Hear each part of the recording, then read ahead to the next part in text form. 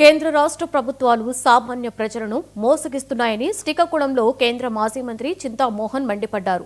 పేద మధ్యతరగతి కుటుంబాలను ప్రభుత్వాలు పట్టించుకోవడం లేదని, కేవలం కార్పొరేట్ సంస్థలకు లబ్ధి కలిగేలా పథకాలు అమలు చేస్తున్నారని చింతామోహన్ మండిపడ్డారు.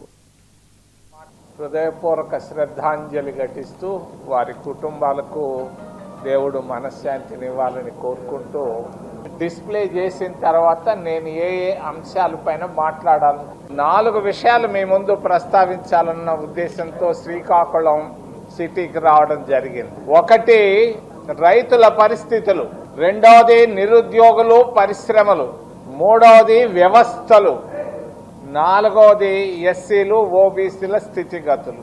రైతులు మొన్న తుఫాన్ వచ్చింది, దాదాపు 10 లక్షల ఎకరాల భూముల్లో నాశనం అయిపోయినాయి.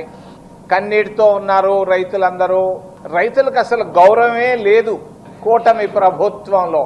అందరికీ గౌరవం ఇస్తున్నారు, మరి అన్నం పెట్టేటువంటి రైతుకు గౌరవమే లేదు కూటమి ప్రభుత్వంలో.